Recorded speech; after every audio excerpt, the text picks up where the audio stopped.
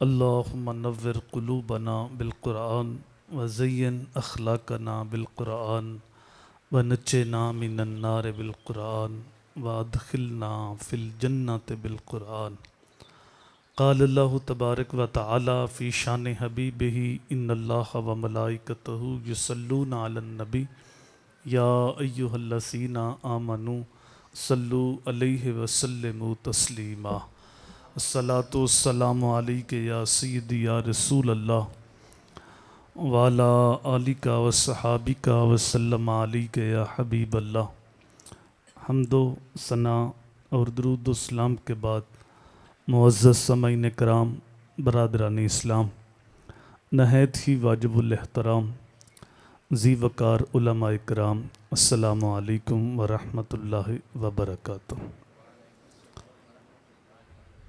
آج کی یہ بابرکت محفل عظمت قرآن اور عظمت صاحب قرآن و اہل بیت اطہار کے حوالے سے انعقاد پذیر ہے۔ میں آپ کے آقا و مولا حضور نبی رحمت صلی اللہ علیہ وآلہ وسلم کا ایک فرمان نور آپ تک پہنچانا ہے۔ اللہ تعالیٰ کی بارگاہ میں ہمیشہ یہ دعا رہی ہے کہ اللہ تعالیٰ میری زبان پہ سچی بات جاری فرمائے اور سچ سن سنا کے مجھے اور آپ کو قابل عمل باتوں پہ عمل کرنے کی توفیق عطا فرمائے۔ احباب اور بھی تشریف لا رہے ہیں، اگر آپ سارے تھوڑا تھوڑا سمٹ کے آپ کے آگے جو خالی جگہ ہے اس کو پر کر دے تو آنے والوں کے لیے ذرا آسانی کے ساتھ جگہ میسر ہوگی۔ جتنا ممکن ہے آپ کے آگے جو خالی جگہ ہے اس کو پر کر دیں۔ درود پاک پڑھیے۔ الصلاۃ والسلام علیک یا سیدی یا رسول اللہ وعلی آلک وصحابک وسلم علیک یا حبیب اللہ۔ میرے آپ کے آقا و مولا حضور نبی رحمت صلی اللہ علیہ وآلہ وسلم نے اپنے ہر امتی کو ایک پیغام دیا، ادبوا اولادکم علی ثلاث خصال، حب نبیکم و حب اہل بیتہ و تلاوت القرآن۔ میرے حضور نے ارشاد فرمایا کہ میرا ہر امتی اپنی اولاد کو 3 چیزیں لازمی سکھائے۔ یہ نہیں فرمایا کہ 3 چیزیں ان کو بتاؤ، بتا تو بندہ 2 لمحوں میں دیتا ہے۔ ایک حدیث میں ادبو کے لفظ ہیں، دوسری حدیث میں علمو کے لفظ ہیں کہ اپنی اولاد کو 3 چیزیں سکھاؤ، ان کے باطن میں اتار دو، ان کے دل پہ لکھ دو۔ چیزیں کون سی؟ سب سے پہلے فرمایا حب نبیکم، اپنی اولاد کو اپنے نبی کی محبت سکھاؤ۔ یہ بات یاد رکھیے گا، اگر کوئی شخص 5 وقت نماز کا اہتمام کرتا ہے اور وہ ماہ رمضان کے علاوہ نفلی روزے بھی رکھتا ہے، فرض زکوٰۃ کے علاوہ نفلی صدقات بھی ادا کرتا ہے، فرض حج کے علاوہ نفلی حج بھی کرتا ہے، عمرے کرتا ہے، صدقات کرتا ہے، خیرات کرتا ہے، لیکن اس کا سینہ حب رسول سے خالی، تو وہ سینہ کسی مومن کا سینہ نہیں۔ بخاری مسلم کی حدیث ہے، لا یؤمن احدکم حتی اکون احب الیہ من والدہ و ولدہ والناس اجمعین، کہ تم میں سے کوئی شخص اتنی دیر تک کامل مومن نہیں ہو سکتا جب تک اپنے ماں باپ، بہن بھائی، اولاد، بیوی، بچے، حتیٰ کہ ساری کائنات سے بڑھ کر میں محمد کے ساتھ محبت نہ کرے، وہ مومن نہیں ہو سکتا۔ محمد کی محبت ہے سند آزاد ہونے کی، خدا کے دامن توحید میں آباد ہونے کی۔ محمد کی محبت دین حق کی شرط اول ہے، اسی میں ہو اگر خامی تو سب کچھ نامکمل ہے۔ محمد کی محبت خون کے رشتوں سے بالا ہے، یہ رشتہ دنیاوی قانون کے رشتوں سے اعلیٰ ہے۔ تو سب سے پہلے اپنی اولاد کو اپنے نبی کی محبت سکھاؤ۔ اب جو محبت ہے یہ ایک لطیف حقیقت ہے، کسی کو زبردستی مجبور نہیں کر سکتے کہ فلاں کے ساتھ محبت کر۔ ڈنڈے کے زور پہ سر فتح ہوتے ہیں، دل نہیں فتح ہوتے۔ یہ ایک جذبہ ہے۔ تو پھر نئی نسل کو حضور صلی اللہ علیہ وآلہ وسلم کی محبت کیسے ہم منتقل کر سکتے ہیں؟ تو دنیا کے کچھ ضابطے ہیں جن کی بنا پہ انسان کسی کے ساتھ محبت کرتا ہے، ان کو پیش نظر رکھتے ہوئے ڈاکٹر علامہ اقبال علیہ رحمہ نے اپنی قوم سے خطاب کرتے ہوئے کہا کہ اگر تم اپنی اولاد کو حضور صلی اللہ علیہ وآلہ وسلم کی محبت دینا چاہتے ہو تو 3 کام کرو۔ پہلا کام، اپنی اولاد کو پابند کرو کہ وہ کثرت کے ساتھ حضور کی ذات پہ درود پڑھا کریں۔ جو بندہ درود پاک کی کثرت کرتا ہے اس کے دل کا تعلق حضور کی ذات کے ساتھ جڑ جاتا ہے۔ ایک تو جو درود پاک کی کثرت کرتا ہے اس کی نظر میں حیا آ جاتی ہے، اس کی سوچوں کو پاکیزگی ملتی ہے، اس کا من ستھرا ہوتا ہے، اس کی زبان میں تاثیر آتی ہے اور اس کے دل کا تعلق حضور کی ذات کے ساتھ جڑ جاتا۔ جو لوگ شاعری کے مزاج کو سمجھتے ہیں وہ اس بات کو بخوبی جانتے ہیں کہ جو غالب کی شاعری ہے وہ اقبال کی شاعری سے بڑھ کے ہے، لیکن جو مقبولیت عامہ ڈاکٹر علامہ اقبال کی شاعری کو ملی ہے وہ غالب کا مقصوم نہیں۔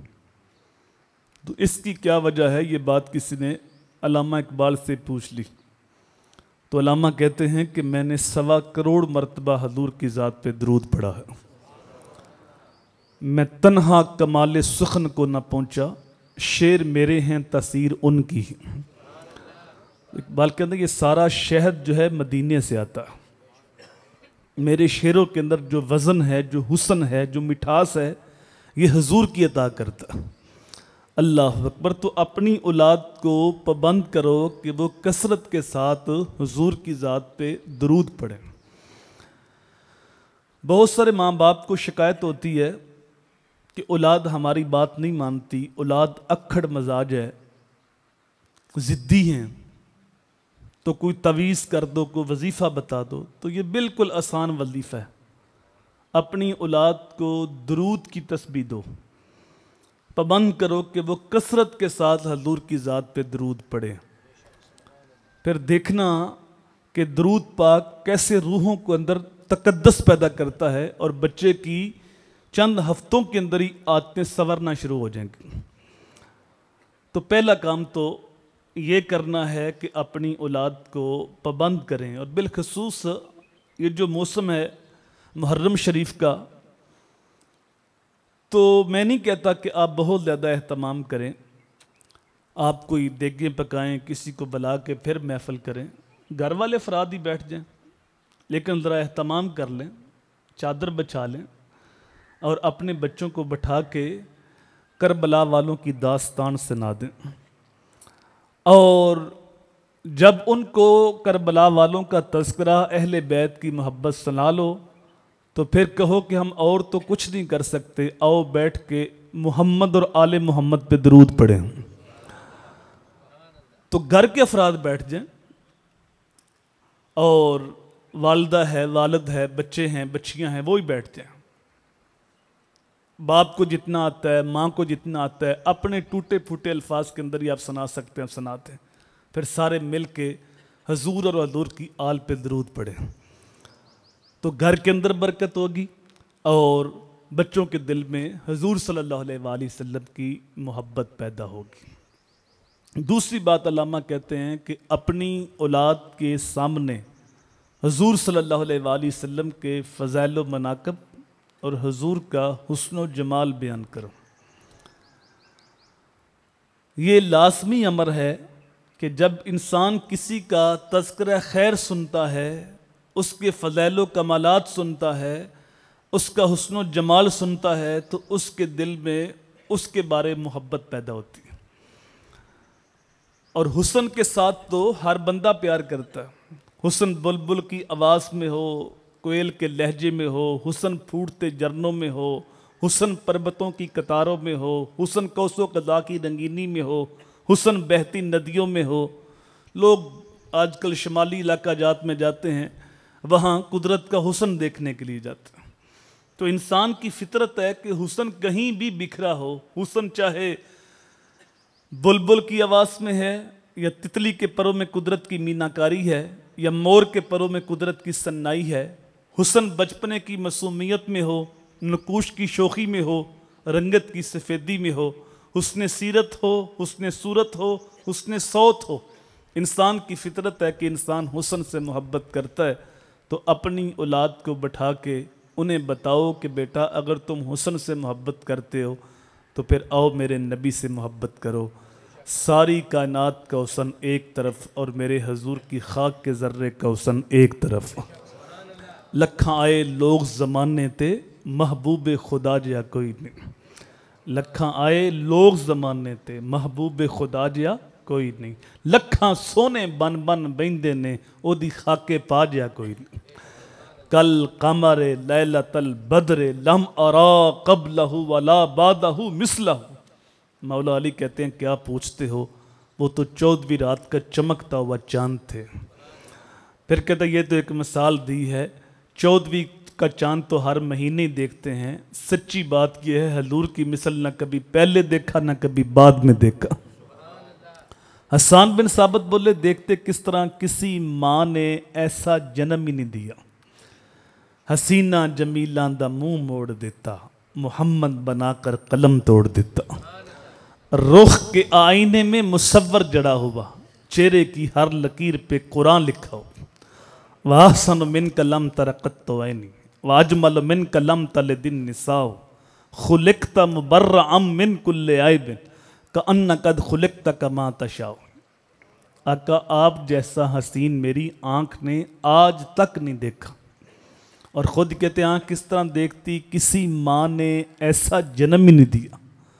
آقا آپ تو ہر عیب سے پاک پیدا کیے گئے، یوں لگتا ہے جیسے آپ نے چاہا تھا خدا نے ویسے ہی بنا دیا تھا۔ اب یہ بات حسان بن ثابت میرے حضور کے سامنے کہہ رہے ہیں، اور نبی کا منصب ہے کہ جب نبی کے سامنے خلاف واقعہ بات ہو تو نبی اس کو روک دیتا ہے، ٹوک دیتا ہے کہ بات ایسے نہیں، بات ایسے۔ اب یہ بات حضور کے سامنے کی گئی۔ بات کیا ہے؟ خلقت مبرأ من کل عیب۔ آقا آپ تو ہر عیب سے پاک پیدا کیے گئے۔ حضور روکتے نہیں، ٹوکتے نہیں کہ حسان کیسی بات کرتے ہو، میں بھی بشر ہوں، میرے اندر بھی عیب ہو سکتے ہیں، بے عیب تو صرف اللہ کی ذات۔ حضور نے ایسی کوئی بات نہیں کی۔ اور جب حضور کسی بات پہ خاموش رہیں تو وہ حدیث تقریری بنتی ہے۔ حدیث قولی حضور کا فرمان، حدیث فعلی حضور کا کام کرنا، فعل کرنا، اور حدیث تقریری جب کوئی بات کہی گئی تو حضور صلی اللہ علیہ وآلہ وسلم نے اس پہ خاموشی اختیار کی، اور یہ بات کہی گئی تو حضور صلی اللہ علیہ وآلہ وسلم کے خاموش رہنے سے یہ بات واضح ہو گئی کہ اللہ کی ذات بھی بے عیب ہے، مصطفیٰ کی ذات بھی بے عیب ہے۔ اور تیسری بات حسان بن ثابت کہہ رہے ہیں آقا آپ کو ایسے بنایا جیسے آپ نے چاہا۔ اب قرآن تو یہ کہتا ہے هو الذی یصورکم فی الارحام کیف یشاء۔ اللہ وہ ہے جو ماں کے پیٹ میں شکلیں بناتا ہے جیسے وہ خود چاہتا ہے۔ لیکن حسان بن ثابت کریں آقا آپ کو ایسے بنایا جیسے آپ نے چاہا۔ حضور روکتے نہیں، ٹوکتے نہیں کہ حسان کیسی بات کرتے ہو، قرآن تو یہ کہتا ہے کہ اللہ اپنی مرضی سے شکلیں بناتا ہے۔ حضور نے روکا نہیں بلکہ حضور نے ہاتھ اٹھائے، اللہم ایدہ بروح القدس، اے اللہ جبریل کے ذریعے میرے حسان کی مدد فرماتا، یہ میری نعتیں پڑھتا ہے، میرا حسن و جمال بیان کرتا ہے، میری عظمت بیان کرتا ہے، جبریل کو بھیج کے اس کی مدد کرے، اس کی تائید کرے۔ اب جس بات پہ حضور نے دعا دی وہ بات کون سی ہے؟ آقا آپ کو ایسے بنایا جیسے آپ نے چاہا، تو معلوم ہوا اوروں کو خدا نے بنایا اپنی مرضی سے اور مصطفیٰ کو بنایا مصطفیٰ کی مرضی سے۔ سر سے لے کر پاؤں تک تنویر ہی تنویر ہے، لفظ جو منہ سے نکلے وہ قرآن کی تفسیر ہے، سوچتی ہے دنیا مصطفیٰ کو دیکھ کر وہ مصور کیسا ہوگا جس کی یہ تصویر ہے۔ اپنی اولاد کے سامنے حضور کے فضائل و مناقب بیان کریں، حسن و جمال بیان کریں۔ تیسری بات علامہ کہتے ہیں کہ اپنی اولاد کے سامنے حضور کی سیرت بیان کریں، جس کی سیرت اچھی ہو زمانہ اس کے ساتھ پیار کرتا۔ اپنی اولاد کو بتائیں کہ ہماری کامیابی رسول کریم صلی اللہ علیہ وآلہ وسلم کی پیروی کرنے میں، جیسی سیرت میرے حضور کی ہے زمانے میں کسی کی نہیں۔ ہم غیروں کی طرف کیوں دیکھیں؟ کون نظروں پہ چڑھے دیکھ کے تلوہ تیرا۔ میکل ایچ ہارڈ یہ غیر مسلم مصنف ہے، اس نے اپنی کتاب کے اندر 100 شخصیات کا تذکرہ کیا، دنیا کے اوپر جو عظیم لوگ ہوئے، جن کے دم قدم سے بزم عالم میں چراغاں ہوا، جن کے وجود سے لوگوں کو خیر، روشنی اور بلائی ملی، ان میں سے 100 کا انتخاب کر کے اس نے ایک کتاب مرتب کی۔ لیکن آپ کو مبارک ہو، اس نے سر فہرست میرے نبی کا نام لکھا۔ لکھنے والا غیر مسلم ہے اور وہ کہتا ہے میں جو مسلمانوں کے نبی کا نام صفحے اول پہ لکھ رہا ہوں یہ کسی عقیدت کی بنیاد پہ نہیں لکھ رہا، لاہر عقیدت سے لکھتا تو جن کا کلمہ پڑھتا ان کا نام لکھتا۔ وہ کہتا ہے میں عقیدت سے لکھ نہیں رہا، میں تو میرٹ کی بنیاد پہ لکھ رہا ہوں۔ سچی بات یہ ہے پوری دنیا کے اوپر محمد عربی جیسی نہ صورت کسی کی ہے نہ سیرت کسی کی۔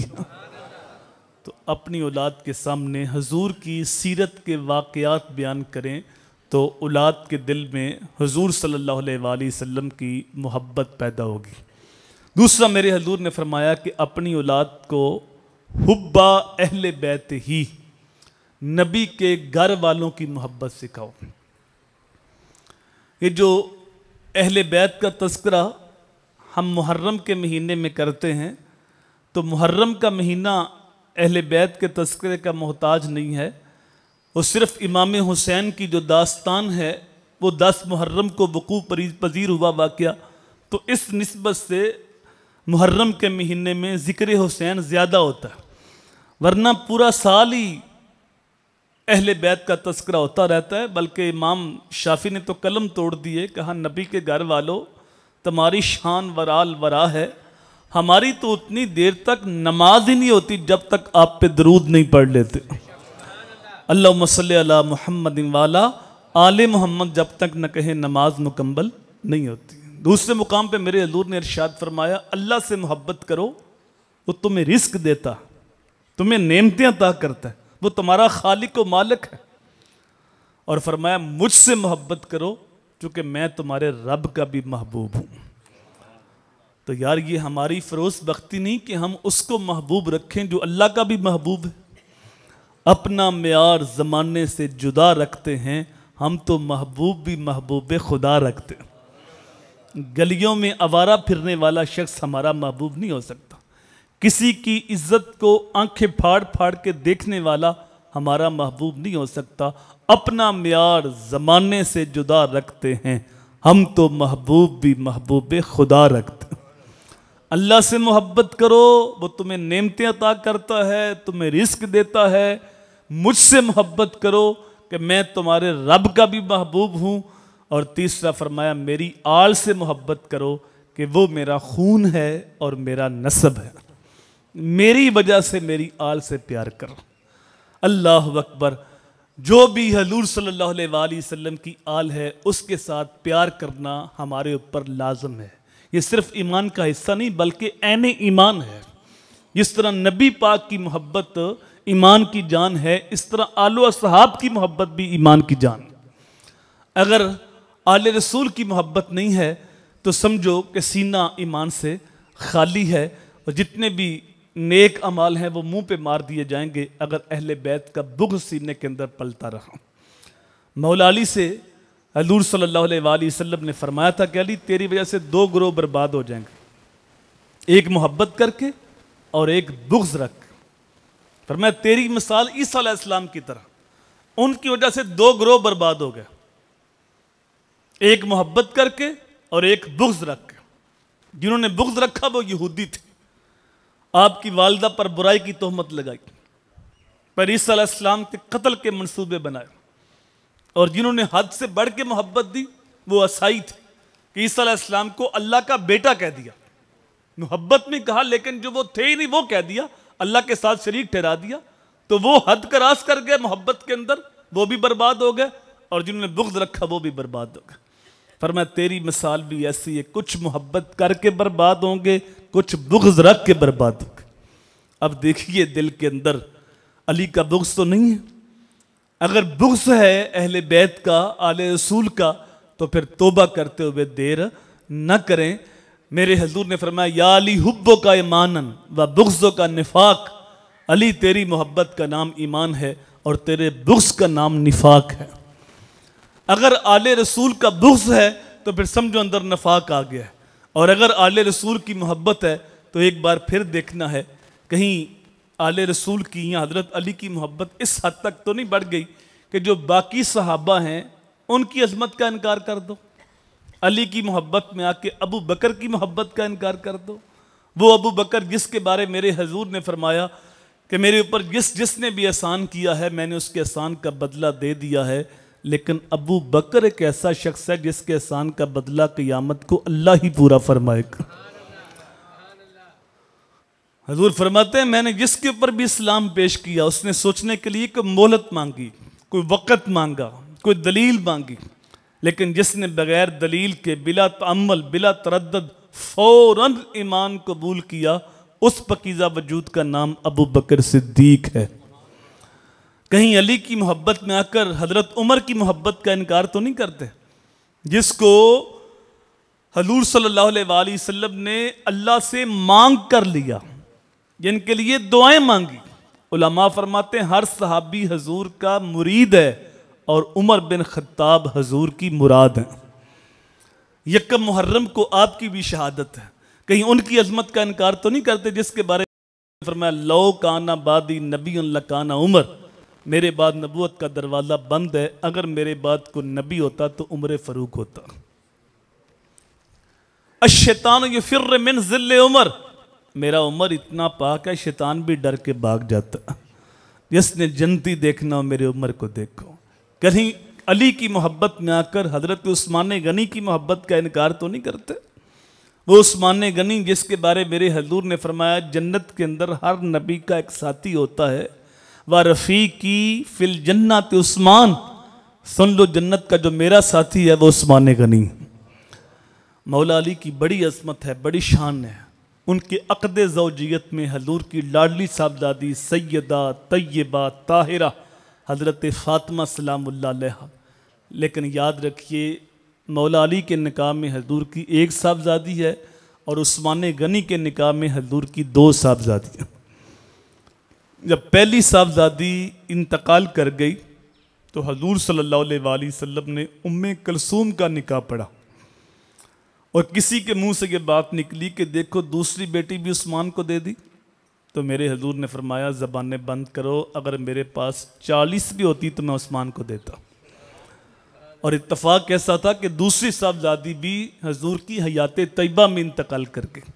عثمان غنی پریشان بیٹھے تھے تو میرے حضور نے فرمایا عثمان میرے پاس کوئی اور بیٹی ہے نہیں، اور پھر صحابہ سے کہا کہ اس کا نکاح کرا دو، اور ساتھ فرمایا لو کانا اندی میات بناتن لزوجتک یا عثمان، اے عثمان اگر خدا محمد کو 100 بیٹیاں عطا کرتا اور وہ تیرے نکاح میں جاتی اور فوت ہوتی جاتی، میں 100 کی 100 تیرے نکاح میں دے دیتا۔ تو کہیں ان کی عظمت کا انکار تو نہیں کرتے، ان کی محبت کا انکار تو نہیں کرتے۔ اور اگر آپ بیلنس کو برابر رکھے ہوئے ہو، آل سے بھی پیار کرتے ہو، اصحاب سے بھی پیار کرتے ہو، تو یقیناً آپ خوش قسمت لوگ ہیں۔ اور اگر آپ ڈنڈی مارتے ہیں یا آل سے محبت کرتے ہیں اور اصحاب کے بارے زبان درازی کرتے ہیں یا اصحاب سے محبت کرتے ہیں تو اہل بیت سے بغض رکھتے ہیں، تو پھر ہمیں بار بار سوچنا چاہیے کہ ہم کہاں کھڑے ہیں۔ آل سے محبت بھی حضور کے لیے ہے، اصحاب سے محبت بھی حضور کے لیے۔ ہم نے نہ کبھی قطرہ دیکھا نہ دریا پہ غور کیا، جس جگہ تیری جھلک نظر آئی وہیں ڈوب گئے۔ تو فرمایا کہ اپنی اولاد کو نبی کے گھر والوں کی محبت سکھاؤ۔ اللہ اکبر۔ تیسرا فرمایا کہ اپنی اولاد کو قرآن کی تعلیم دو۔ یہ ہماری ذمہ داری تھی کہ اپنی اولاد کی روحوں میں قرآن اتار دیتے ہیں۔ آج ہر بندہ یہ تو شکوہ کرتا ہے کہ اولاد ہماری بات نہیں مانتی، اولاد ہمارے حقوق کا خیال نہیں کرتی، اولاد ہماری نافرمانی کرتی، لیکن کبھی یہ بھی سوچا کہ جو ہماری ذمہ داریاں تھیں وہ بھی ہم نے پوری کی؟ ہم صرف سمجھتے ہیں کہ والدین کے حقوق ہیں، اولاد کے نہیں صاحب۔ اعلیٰ حضرت نے ایک رسالے میں اولاد کے تقریباً 80 حقوق بیان کیے، اور جن ماں باپ نے اپنی ذمہ داریاں پوری کی ہوتی، یعنی اولاد کے حقوق بیان کیے ہوتے، تو ہم نے دیکھا کہ ان کی اولاد ساری زندگی ان کے سامنے آنکھ بھی اٹھا کے نہیں دیکھتی۔ انہیں یہ شکوہ نہیں ہوتا کہ اولاد ہماری بات نہیں مانتی، اولاد ہمارے حقوق کا خیال نہیں کرتی، انہیں حقوق کی جنگ لڑنی نہیں پڑتی، بکاری بن کے حقوق مانگنے نہیں پڑتے، بلکہ ان کی جولی میں حقوق گرتے۔ لیکن جن ماں باپ نے اپنی ذمہ داری پوری نہیں کی ہوتی، اپنی اولاد کو نہ نبی کی محبت سکھائی، نہ نبی کی آل کی محبت سکھائی، نہ حضور کی سیرت پڑھائی، نہ انہیں قرآن کے ساتھ جوڑا، تو انہیں پھر شکوہ ہوتا ہے کہ اولاد ہماری بات نہیں مانتی۔ اگر قرآن کے ساتھ جوڑ دیتے تو قرآن انہیں بتاتا وَعْبُدُوا اللَّهَ وَلَا تُشْرِكُوا بِهِ شَيْئًا وَبِالْوَالِدَيْنِ إِحْسَانًا۔ قرآن ان کو بتاتا وَقَضَىٰ رَبُّكَ أَلَّا تَعْبُدُوا إِلَّا إِيَّاهُ وَبِالْوَالِدَيْنِ إِحْسَانًا إِمَّا يَبْلُغَنَّ عِندَكَ الْكِبَرَ أَحَدُهُمَا أَوْ كِلَاهُمَا فَلَا تَقُل لَّهُمَا أُفٍّ۔ اولاد قرآن ان کو بتاتا ماں باپ و عظیم ہستیاں ہیں جن کے سامنے تم اف بھی نہیں کہہ سکتے، اونچا سانس بھی نہیں لے سکتے۔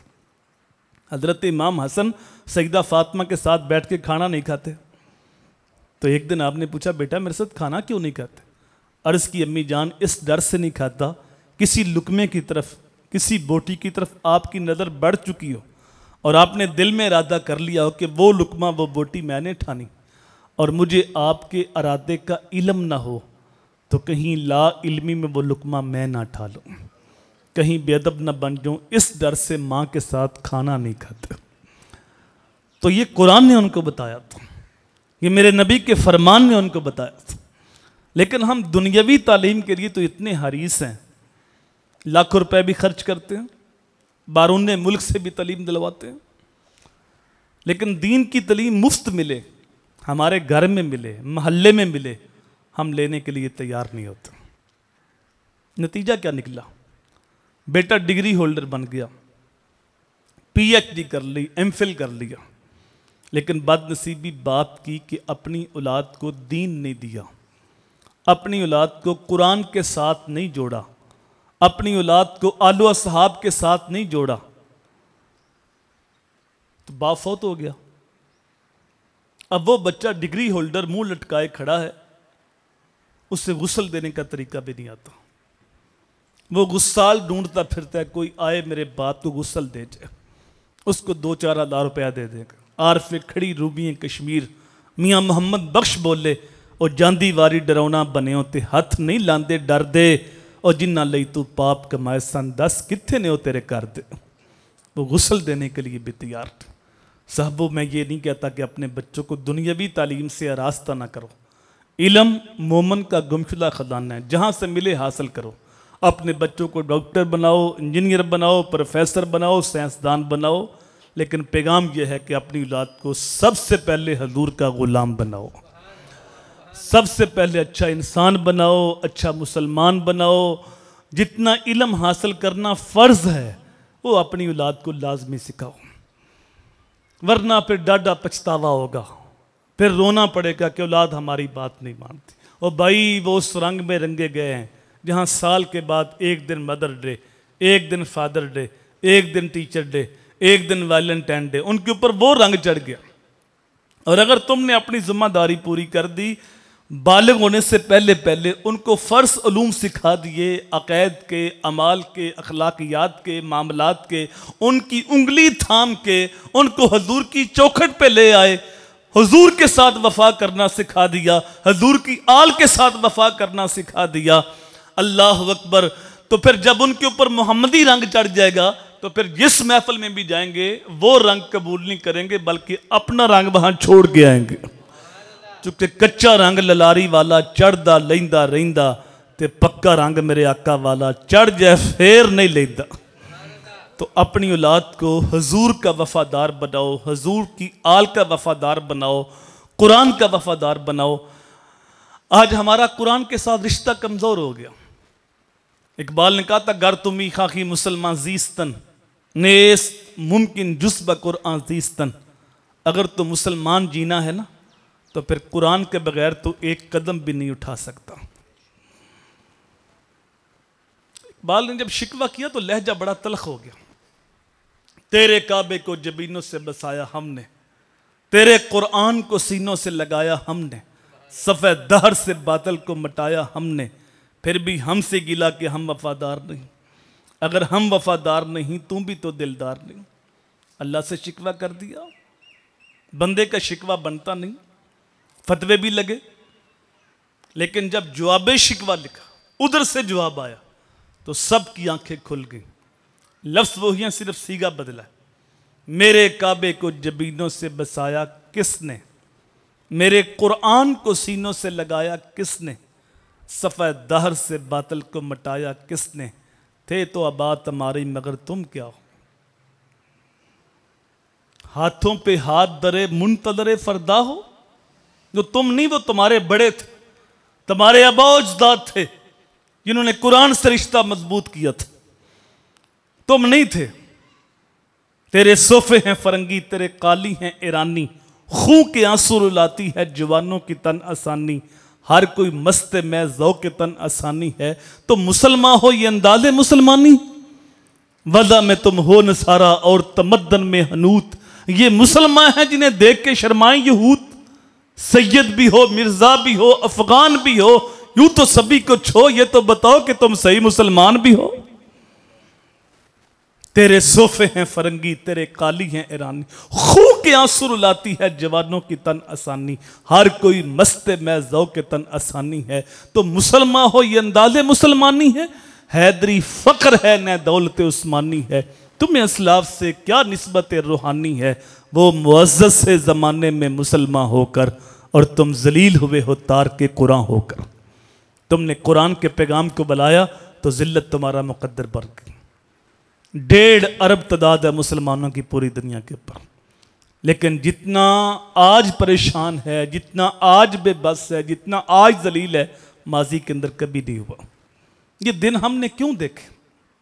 یہ لوگ تو مسلمانوں کے نام سے کانپتے تھے، اور آج مسلمانوں کو ایسا جکڑ کے رکھ دیا ہے کہ ایٹمی طاقت ہونے کے باوجود ہم کچھ نہیں کر سکتے۔ ملک ہمارا ہے لیکن اشارے غیروں پہ چل رہا ہے، مہنگائی کے ہر روز بمب گر رہے ہیں۔ پوری دنیا کے اوپر دیکھیں، کابل میں، کندار میں، قلعہ جنگی میں، تورا بورا میں، موصل میں، بغداد میں، القدس میں، کشمیر میں، غزہ میں، برما میں، فلسطین میں، شام میں، ہر طرف مسلمانوں کے لاشیں بکھرے ہوئے، ہر طرف مسلمان گاجر مولی کی طرح کٹ رہے۔ یہ دن ہم نے کیوں دیکھے؟ وہ معزز سے زمانے میں مسلمان ہو کر اور تم خار ہوئے ہو تار کے قرآن ہو کر۔ تم نے قرآن کے پیغام کو بلایا تو ذلت تمہارا مقدر بن گئی۔ عزت چاہتے ہو تو قرآن کے ساتھ جڑ جاؤ۔ ساری عزتیں اللہ نے قرآن کے اندر رکھی، ساری عزتیں حضور کے قدموں کے اندر رکھی۔ اقبال کہتا ہے کی محمد سے وفا تو نے تو ہم تیرے ہیں، یہ جہاں چیز ہے کیا لوح و قلم تیرے، تو حضور کے ساتھ وفا تو کر کے دیکھ، تو قرآن کے ساتھ جڑ کے تو دیکھ، پھر دیکھنا اللہ تمہیں کتنی عزتیں عطا فرماتا۔ حضرت عمر ارض تہامہ سے گزرے تو پھوٹ پھوٹ کر روئے۔ کس نے کہا عمر آدھی دنیا کے بادشاہ ہو، یہاں کھڑے ہو کے رو رہے ہو؟ کہا مجھے کوئی بچپن کی کہانی یاد آ گئی۔ کہا کیا ہوا؟ کہا یہی وہ جگہ تھی جب میرے باپ خطاب نے مجھے کہا کہ 5 اونٹ لین میں کھڑے کرو، لیکن میں ایک کو سیدھا کرتا دوسرا ٹیڑھا ہو جاتا، دوسرا سیدھا کرتا تیسرا ٹیڑھا ہو جاتا۔ تو میرے باپ خطاب نے مجھے بڑا مارا کہ ایک عرب کے بیٹے ہو کے 5 اونٹ لین میں کھڑے نہیں کر سکتے۔ کہا ایک تو عمر پہ وہ زمانہ گزرا ہے کہ عمر 5 اونٹ بھی لین میں کھڑے نہیں کر سکتا تھا، لیکن آج شرق سے لے کے غرب تک آدھی دنیا کی حکمرانی ہے، 22 لاکھ مربع میل کے انسان ایک لین میں کھڑے ہیں۔ یہ محمد عربی کے جوڑوں کا صدقہ نہیں تو اور کیا ہے؟ یہ قرآن اور صاحب قرآن کا اعجاز تھا، خود نہ تھے جو راہ پہ اوروں کے ہادی بن گئے، کیا نظر تھی جس نے مردوں کو مسیحا کر دیا۔ تو اپنی اولاد کو قرآن کے ساتھ جوڑو، یہ ہماری ذمہ داری ہے۔ اور آپ لوگ کی خوش قسمتی، مجھے پتا چلا کہ یہاں الحمدللہ حفظ کا مدرسہ بھی ہے اور ناظرہ قرآن پاک بھی پڑھایا جاتا ہے۔ تو اپنی اولاد جو ذہین ترین بچے ہیں وقف کرو قرآن کے لیے، حضور کے دین کے لیے، یہ ہماری ذمہ داری ہے۔ وہ دیکھو بد نصیب لوگ سویڈن کے اندر کبھی کسی ملک میں معاذ اللہ قرآن مجید کو نظر آتش کرتے ہیں، کبھی یہ سنتے ہیں کہ معاذ اللہ وہ بد نصیب قرآن مجید کے اوپر فائرنگ کرتے ہیں، کبھی سنتے ہو کہ وہ معاذ اللہ قرآن مجید کو بطور ٹیشو پیپر استعمال کرتے ہیں۔ وہ ہارے ہوئے لوگ ہیں، کتاب کا مقابلہ نہیں کر سکتے، تو اس طرح کی گری حرکتیں کرتے ہیں۔ لیکن ہمارا حق بنتا ہے کہ رد عمل کے طور پہ چیزیں آگے بڑھتی ہیں، ہم قرآن سے رشتہ اور مضبوط کر لیں، قرآن سے رشتہ اور گہرا کر لیں۔ اگر ہم پہلے 1 رکوع کی تلاوت کرتے تھے تو آج سے ہم 2 رکوع کی تلاوت شروع کر دیں۔ اگر ہم 1 پارہ پڑھتے تھے تو آج کے بعد ہم 2 پاروں کی تلاوت شروع کر دیں۔ پہلے اگر ہم نے 1 بچہ قرآن کی نوکری کے لیے وقف کیا تھا تو ہم دوسرا بچہ بھی قرآن کا نوکر بنا دیں۔ یہ ہماری ذمہ داری ہے تاکہ قیامت کے دن ہم اللہ اس کے رسول کی بارگاہ میں سرخرو ہو سکیں کہ باری تعالیٰ جب وہ بد نصیب قرآن مجید کو جلا رہے تھے، ہم اپنی اولاد کو قرآن کا نوکر بنا رہے تھے۔ تو یہ ہماری ذمہ داری ہے۔ تو فرمایا اپنی اولاد کو نبی کی محبت سکھاؤ، نبی کے گھر والوں کی محبت سکھاؤ، اور تیسرا فرمایا کہ اپنی اولاد کو قرآن کی تعلیم دو۔ اللہ تعالیٰ کی بارگاہ میں دعا ہے اللہ ہمیں قرآن اور صاحب قرآن کے ساتھ وفا کرنے کی توفیق دے۔ ما توفیقی الا باللہ۔